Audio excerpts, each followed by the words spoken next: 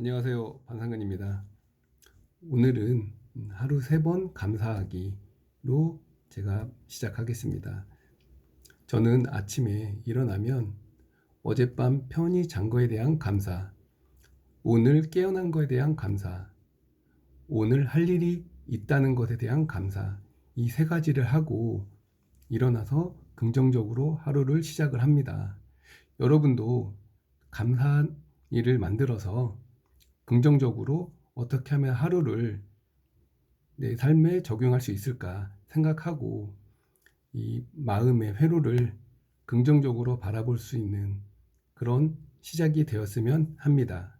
자, 오늘 그러면 7. 상대를 믿고 그 믿음을 상대가 알게 하라. 손자병법 시작하겠습니다. 장자, 지신, 인용, 엄야. 장군이란 지혜, 믿음, 사랑, 용기, 위엄을 갖추어야 한다. 이는 손자가 장군이 갖추어야 할 5가지 자질에 대해 순서대로 제시한 것이다. 손자는 지혜를 첫째 자질로 꼽고 용기를 넷째 자질로 꼽았다. 손자는 용감한 장군보다는 지혜로운 장군이 우선이라고 생각한 것이다. 손자의 가치관은 먼저 이긴 후에 전쟁을 하라는 것, 말하자면 싸우지 않고 승리하라는 것이므로 지혜를 발휘하라고 강조한다. 사람들은 장군을 평가할 때 종종 지혜와 용기를 겸비했다고 칭찬하는데 손자는 거기에 믿음과 사랑까지 추가했다. 무슨 사연일까? 우선 지혜부터 논하도록 하자. 병법에서는 무엇을 지혜라 하는가? 두목은 이렇게 해설했다. 옛날 성스러운 제왕은 사랑을 으뜸으로 삼았듯 병법에서 장군은 지혜로움을 우선으로 한다. 지혜로움이란 인기응변에 능하고 융통성을 발휘할 힘일 것이다. 심포서가 이와 관련하여 했던 말이 있다. 지혜롭지 못하면 자국의 최대 역량을 가늠하지 못하고 천하의 대세를 판단하지 못한다. 전쟁 전에 쌍방의 전력을 계산할 때도 전쟁터에 나가 교전할 때도 지혜가 필요하기 때문이다. 지혜, 믿음, 사랑, 용기, 위엄을 두루 갖추어야 한다고 강조한 이유는 무엇일까? 가림은 이렇게 해설했다. 지혜에만 의지하면 잔머리를 굴리게 된다. 믿음에만 의지하면 바보가 된다. 사랑에만 의지하면 나약해진다. 용기에만 의지하면 포악해진다. 위엄에만 의지하면 잔인해진다. 5을 겸비하고 적재적소에 구사해야 비로소 장군감이다. 메요시는 이렇게 해설했다. 지혜로워야 득실을 계산할 수 있다. 믿음이 있어야 상벌을 행할 수 있다. 사랑이 있어야 병주를 따르게 할 수 있다. 용감해야 과감히 결정할 수 있다. 위엄이 있어야 권위를 세울 수 있다. 왕석은 이렇게 해설했다. 지혜란 예견하여 미혹되지 않음이니 미리 계산하여 융통성 있게 처리할 수 있다. 믿음이란 호령이 변함없습니다. 사랑이란 은혜롭게 다독이고 측은한 마음을 갖는 것이니 사람의 마음을 얻을 수 있다. 용기란 옳다는 판단이 서면 두려워하지 않음이니 과감할 수 있다. 위엄이란 엄숙함으로 병사의 마음을 단속하는 것이다. 5가지는 상호 연관된 것이니만큼 하나라도 빠져서는 안 된다. 이상은 지혜, 믿음, 사랑, 용기, 위엄에 대한 역대 학자들의 전반적인 해설이었다. 그렇다면 믿음이란 구체적으로 무엇을 가리키는가? 두목의 해설이 정확하다.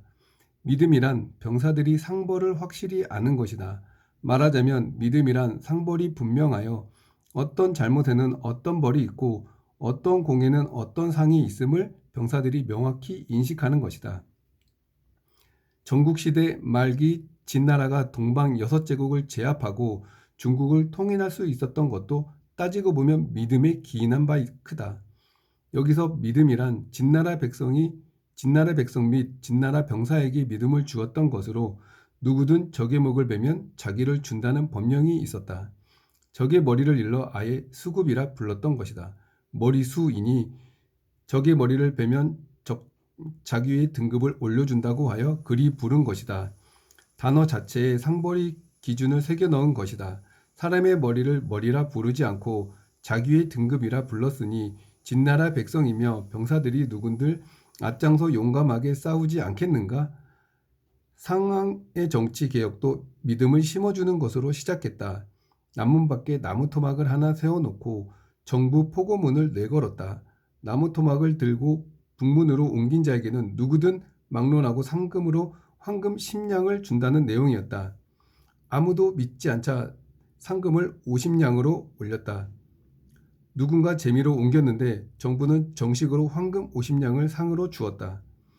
이때부터 정부가 내건 공고문을 진나라 백성들 모두가 믿게 되었다. 백성이 정부를 믿으면 정부는 백성의 몸과 마음을 움직일 수 있다. 백성이 정부를 믿지 않는다면 정부가 무슨 수로 백성의 몸과 마음을 움직이겠는가? 믿음이란 상벌이 분명할 것이라는 믿음 이외에 묻게의 믿음도 있다. 왜냐하면 장군은 군주가 아니므로 최고 통치자만이 가질 수 있는 상벌의 모든 고난을 구사할 수는 없다. 하지만 장군은 고위급 지도자로서 병사를 이끌고 전투를 하는 자가 아니겠는가? 이런 경우에 인용할 만한 것이 미국 웨스트포인트 육군사관학교 장교에 요구하는 덕목이다. 상대를 믿고 그 믿음을 상대가 알게 하라. 그러므로 믿음이란 단순한 제도일 뿐더러 인격의 힘이기도 하다. 먼저 당신의 마음속에 상대방을 받아들이는 것이 가장 중요하다. 마음속으로 받아들이지 않는다면 그를 진심으로 믿을 수 없을 것이다. 그 다음으로 그런 믿음을 상대방이 알게끔 해야 한다. 당신이 상대방을 받아들였다 해도 상대방이 그걸 모른다면 멀어지게 될 것이다. 첫째는 사랑이다. 두목은 이렇게 해설했다. 사랑이란 사람을 아끼고 물건을 소중히 다루며 병졸의 고생을 아는 것이다. 사람을 아끼고 물건을 소중히 다툼은 대단히 중요한 덕목이다. 사람을 아끼고 물건도 소중히 해야 한다는 것이다. 여기서 물건은 공공기물일 것이다. 현대적으로 표현하자면 그대가 사무실을 가장 늦게 퇴근할 때 PC를 켠 채로 나간다거나 에어컨, 전등을 끄지 않고 나온다면 그것은 낭비이므로 물건을 소중히 다루지 않았으니 사랑이 부족하다고 보는 것이다. 병졸의 고생을 안다는 점에 대해 심포선은 이렇게 설명했다. 사랑이 없다면 병사와 함께 배고픔과 노동의 고통을 감당할 수 없다. 장군이 부하들과 함께 먹고 자고 일하지 않는 것도 사랑의 부족으로 보았던 것이다. 그러므로 사랑이란 사병을 자식처럼 아끼는 것이다. 오기의 일화를 예로 든다. 사병의 다리에 종기가 나서 골맞다. 오기는 고개를 숙여 사병의 종기에 입을 대고 고름을 빨았다. 사병의 모친이 그 이야기를 듣고 통곡했다. 사람들이 의아하여 물었다. 장군이 당신의 아들에게 그리 잘하는데 울 일이 뭐가 있소? 이에 모친은 대답했다. 아들의 애비가 종군했을 때 마침 다리에 종기가 났는데 오기 장군께서 친히 입으로 고름을 빨아주셨지요. 애비는 감격하여 전사했답니다. 이제 아들도 전쟁이 나면 물불을 가르지 않을 테지요. 용기에 대한 두목은 이렇게 해설했다. 용기란 전투에 임해 머뭇거리지 않는 것이다. 병법에서 누구를 폄할 때 호모무단이란 하면 작전만 따름이지 결단을 내려 행동으로 옮기지 못한다는 것이다. 왜 그럴까? 용기가 없다고 본 것이다. 전쟁이 아니라 일상생활이나 사회생활에서도 마찬가지일 것이다. 용기가 없다면 결단을 주저할 것이고 또 어떻게 결단을 내렸다 해도 끝까지 밀고 나가기가 힘들기 때문이다. 손자병법은 먼저 이긴다는 계산이 나온 다음에 비로소 전쟁에 나서라고 강조하지만 설령 이긴다는 계산이 나왔다 하더라도 현실에서 어떻게 항상 필승할 수 있겠는가? 그러니 용기는 필요한 법이고 용기가 없다면 끝내 이룰 수 없다고 한 말은 틀리지 않은 것이다.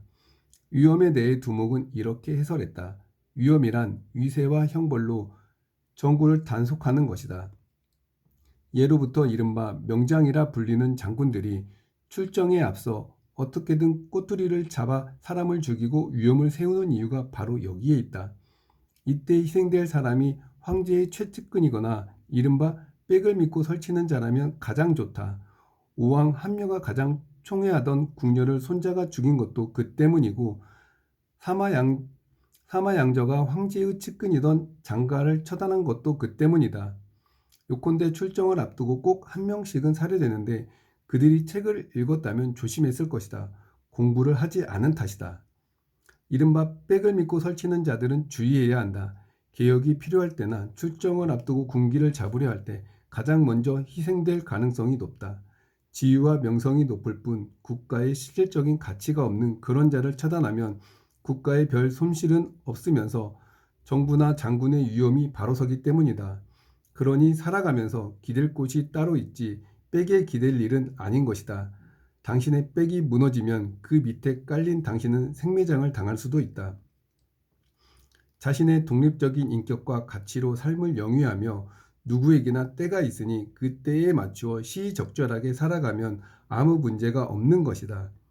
지금까지 이야기한 장군의 5가지 덕목, 지혜, 믿음, 사랑, 용기, 위엄은 말로야 쉽지만 구비하기가 과연 쉽겠는가? 어떻게 하겠는가? 이 문제를 중국번은 어떻게 해결했는지 알아보자.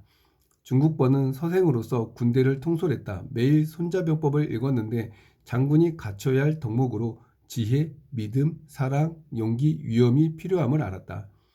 자신에게 대조해 보니 전쟁을 해본 적이 없는데 무슨 지혜가 있겠는가? 믿음과 사랑은 어떻게 해볼 수 있다고 생각했다. 용기의 문제야 죽을 각오로 하면 된다지만 닭 한 마리 잡을 힘도 없는 문약한 서생이 용기를 낸다고 해봐야 얼마나 내겠는가? 마지막 위험, 문제는 나름 자신이 있었고 또한 해냈다.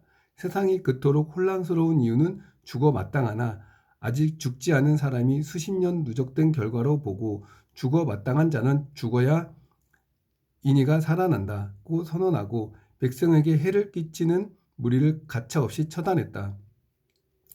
중국번은 마침내 망난이라는 별명까지 얻었다. 그렇다면 부족한 지혜와 용기는 어떻게 보완했을까? 아무리 궁리를 해도 마땅한 방법이 떠오르지 않았다. 더구나 휘하 농민군 장교를 둘러보면 더욱 한심했다. 이에 중국번이 보완책으로 결론을 내린 것이 연명이었다. 연명은 청렴과 분명이다. 손자병법은 지혜, 믿음, 사랑, 용기, 위엄을 제시했는데 중국번은 청렴과 분명으로 자신의 부족함을 보완한 것이다. 그의 생각은 이러했다. 장교가 지혜와 용기를 갖추면 최상이겠으나 모든 장교가 그런 자질을 갖출 수는 없는 노릇이다.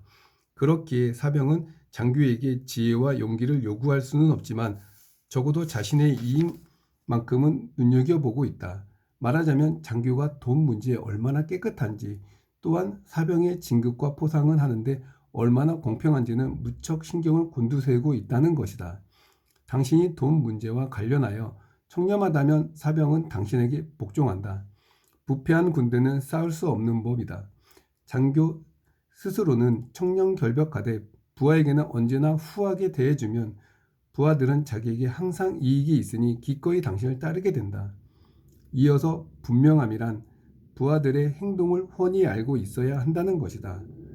전투에 임했을 때 누가 앞장서서 돌진했는지, 누가 뒤에 서서 소리만 질렀는지, 누가 목숨을 걸고 방어하거나 공격했는지, 누가 겁먹고 뒤로 물러났는지 모두 분명히 파악해야 한다. 사병의 행동에 알맞은 상벌이 적시에 이루어지기만 하면 장교로서 통솔은 문제가 없다. 그것은 평소 근무 평가에도 그대로 적용된다. 장교가 솔선수범하겠다고 앞장서서 돌격하는 문제는 그다지 중요하지 않다. 장교의 역할은 뒤에서 주의를 잘하는 데 있지 앞으로 돌격하는 데에 있지 않다. 장교에게 가장 중요한 것은 조금 심하게 말하면 치밀하게 작전 계획이나 침착한 지휘라기보다는 오히려 공평한 분배에 있다. 누가 무슨 공을 세웠고 누가 무슨 일을 망쳤음을 당신이 모두 분명하게 한다면 그에 따라 적시에 적절하게 상벌을 시행하게 될 것이다. 사병들은 상벌이 적시에 정확하게 처리된다는 것을 아는 순간 모두 용감하게 당신을 위해 목숨을 걸게 된다. 그러므로 지도자가 되려면 업무에만 주목해서는 안 되고 사람에게까지 관심을 가져야 한다. 그저 업무만 처리되면 만사 형통이 아닌 것이다. 업무가 진행되는 과정에서 부하들이 어떤 역할과 작용을 하고 있는지 당신은 훤하게 꿰뚫고 있어야 하고 그에 따라 적시에 적절하게 상벌이 이루어지면 당신의 업무는 갈수록 번창하게 될 것이다. 항우는 싸움이 벌어지면 항상 앞장서서 돌격했고 적진 깊숙이 들어가 맹활약을 했다. 그런데 유방은 후방에서 장군의 공로와 가호를 따져 상벌을 행할 따름이었다. 누가 승리했는가? 뒤에 앉아 모든 사람의 공로와 가호를 파악하고 정확하게 상벌을 행하는 것이 앞장서서 돌격하는 것보다 훨씬 중요한 지도자의 덕목이다. 중국번이 말했다. 청년과 분명히 기초이며 성자변법이 제시한 지혜, 믿음, 사랑, 용기, 위엄은 차차 갖추도록 노력하면 된다는 것이다. 청년과 분명이 없으면 항상 휘하의 사병이 불복할 터인즉 지혜, 믿음, 사랑, 용기, 위엄도 무의미하다고 본 것이다. 여기까지 지금 제가 읽어드렸고요. 2000년 전에도 사람의 그런 성품이 되게 중요했다고 생각합니다. 지금 현 시대에서도 도덕적으로 깨끗한 사람을 가장 좋아하죠. 사장이 돈만 밝히고 일만 많이 시킨다면 어느 직원이 따르겠습니까? 적시적절하게 상벌이 이루어진다면 그 회사는 번창할 수밖에 없습니다. 예나 지금이나 제가 처음에 얘기했던 것처럼 모든 거에 감사하게 되면 이 회사가 당연히 살아남게 되고 긍정적으로 모든 걸 생각하게 되고 상황을 바라볼 수 있게 된다는 거죠. 그만큼 지금 이 시점에서도 이런 덕이 있고 도덕적으로 깨끗한 사람을 원하는 것처럼 시대가 흘러와도 항상 사람의 마음은 같다는 겁니다. 내가 만약에 항우였다면은 나는 어땠을지, 내가 만약 그런 적장이었다면은 나는 어떻게 이 직원들을 다룰 수 있는지 한번 생각해 볼 수 있는 이런 시간이 돼서 나라면 과연 어떻게 했을까? 내가 만약 이런 상황에서 이것보다는 다른 상황으로 했으면은 어떻게 됐을까? 이런 생각을 하고 오늘 또 감사한 마음 갖고 즐거운 하루 보내시고 내일 또 다시 저와 만나는 시간을 갖겠습니다. 이상 여기까지입니다. 감사합니다.